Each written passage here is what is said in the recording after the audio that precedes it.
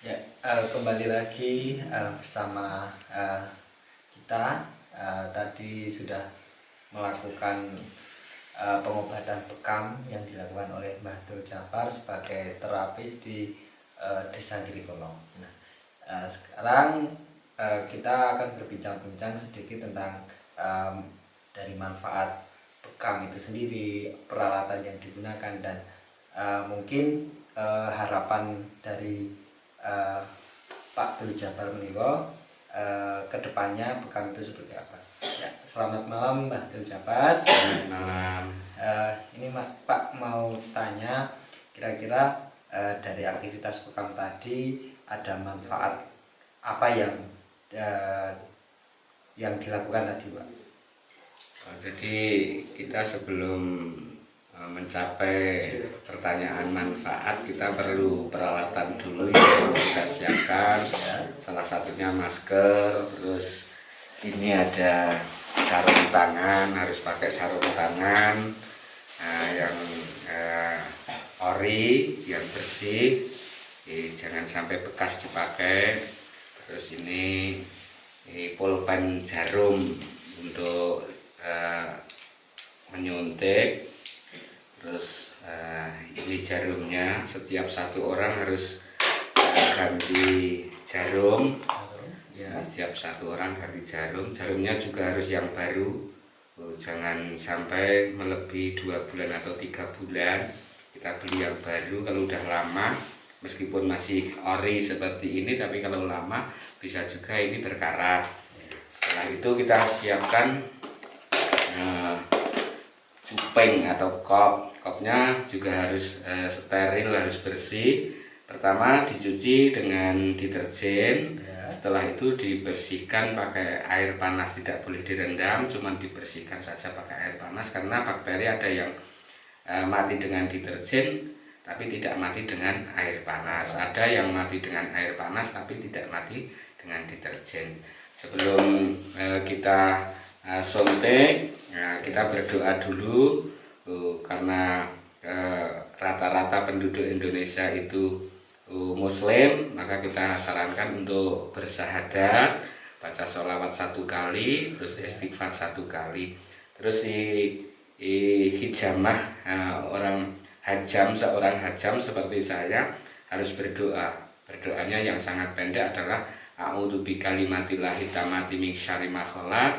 Saya mohon perlindungan kepada kalimat Allah dari gangguan makhluk yang jahat atau jeleknya makhluk, baik itu manusia, baik itu jin atau syaitan dan lain sebagainya. Kita berlindung kepada Allah dengan doa seperti itu. Andai kan bukan orang Muslim, juga suruh berdoa menurut keyakinannya masing-masing seperti itu.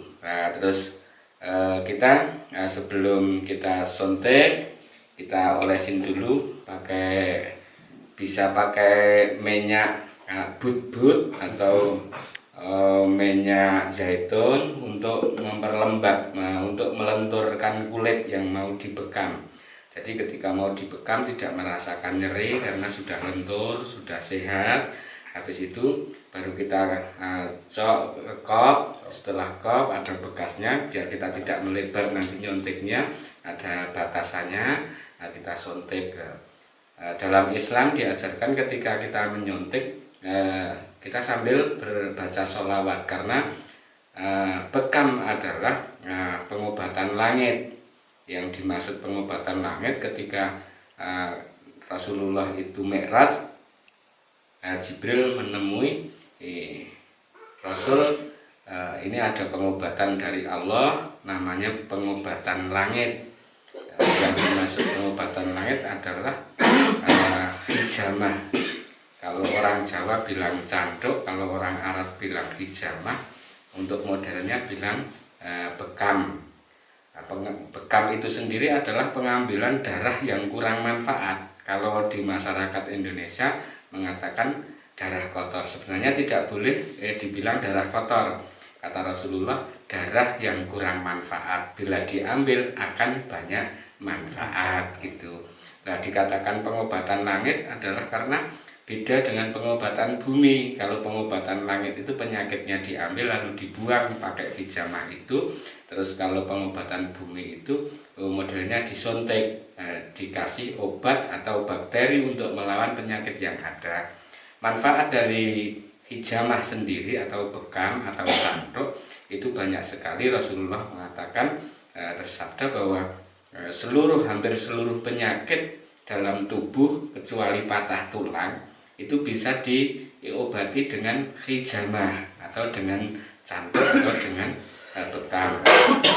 Termasuk salah satunya sunnah yang harus kita lakukan setiap tanggal 17 atau 19 atau tanggal 21 bulan Hijriyah itu di tulang belakang yang paling atas, tulang menonjol paling atas di bawah tengkuk, itu namanya orang Jawa mengatakan punuk. Itu satu titik bisa mengobati 72 penyakit. Terus yang keduanya adalah samping kanan dan samping kiri di leher gitu. Samping kanan dan samping kiri. Jadi 3 itu kalau bisa diistiqomahkan, bisa diwiridkan, kita secara kontinu setiap tanggal 17, mau pilih yang mana antara tanggal 17, 19, 21. Rasulullah tidak menekankan pada hari, tapi pada tanggal Hijriyah 17, 19, tanggal 21. Mau ngambil 21 monggo, mau ambil yang 17 monggo, yang 19 monggo. Nah, manfaatnya itu bekam ini bisa mengobati hampir seluruh penyakit yang ada di dalam tubuh. Jadi pengobatannya mudah, tinggal kita kemampuannya bisa dispesifikasikan. Umpama saya asam urat, nanti harus memahami titik asam urat, tinggal ngambil asam uratnya. Kalau kolesterol, titik kolesterol. Yang paling indah adalah sunnah, karena satu titik tulang belakang yang nonjol paling atas itu bisa mengobati 72 penyakit. Bahkan kemandulan, lama berkeluarga belum mempunyai keturunan karena kurang subur, titik kesuburan pada wanita dan pada pria itu juga berbeda. Harus kita paham titik-titiknya, karena kalau kita tidak memahami nanti akan ada kesalahan. Jadi sebelumnya kita harus belajar dulu. Kita juga harus bertakwa kepada Sang Pencipta, karena darah kotor adalah sampah. Ada orang yang mengatakan sampah, roh jahat itu tempatnya adalah di tempat sampah seperti itu. Jadi ketika mau kita ambil tempatnya, berarti rumah mereka kita rubah atau kita ganggu, kita robohkan atau kita ambil. Yang jelas kalau kita sama-sama makhluk seperti kita kan akan marah gitu.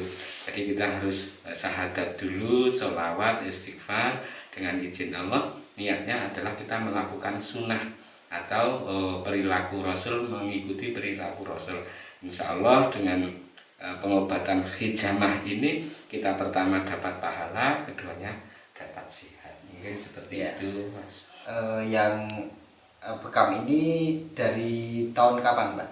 Kalau saya belajarnya 95, saya belajar. Ya. Terus sekitar 2000-an ini saya baru diketahui oleh orang-orang bahwa saya sering hajam, sering hijamah, sering bekam. Yang pertama sebenarnya yang saya bekam adalah keluarga. Saya nggak mau karena Rasulullah mengatakan upah dari hijamah adalah upah yang sangat hina. Karena dulu di zaman Rasulullah itu nyedotnya itu tidak pakai alat seperti ini, melainkan pakai mulut. Jadi ini pekerjaan yang sangat kotor gitu. Terus dalam hal ini para ulama fikih menaubatkan atau memutuskan bahwa hijamah di zaman sekarang tidak seperti zamannya Rasulullah, karena dulu dihinakan, maksudnya paling rendahan itu karena diambil dengan mulut, darahnya lalu dibuang, ambil lagi dibuang, kan bahasanya menjijikan. Nah, terus sekarang pakai peralatan seperti ini lebih modern. Jadi saya 95 sudah belajar, sering praktek, juga ada alat sebenarnya. Nah, kalau tidak salah saya punya 10 paket, tapi yang lain sudah pada rusak, ini tinggal 2 paket. Termasuk alat-alat yang saya gunakan ini kalau memang sudah tidak layak, saya beli lagi ganti yang baru. Seperti ini, kalau ini kan baru 2 minggu ya. Kalau lebih saya kan lebih 2 bulan kan nggak berani. Nah ini saya hancurkan, saya buang di sampah, tapi sampah khusus ini kan jarum, bahaya ya. Harus kita hati-hati. Terus darah sampah seperti itu menurut orang Islam, guru saya, nggak boleh dibakar. Soalnya kalau dibakar roh jahat yang ikut di sana itu nggak terima gitu loh. Jadi dianjurkan untuk dikubur saja atau dibuang di tempat sampah, tapi jangan dibakar gitu. Jadi banyak hal-hal.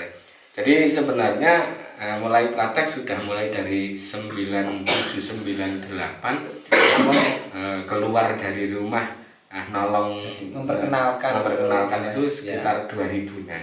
2000 ya gitu.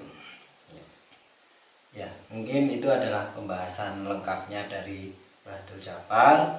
Nah, ini adalah salah satu unggulan dari Desa Giripono, di mana beliau merupakan perintis dari Bekam itu sendiri. Ya, tetap ikuti perjalanan kami besok dan lain waktunya kita akan bertemu kembali. Salam budaya, lestari budayaku.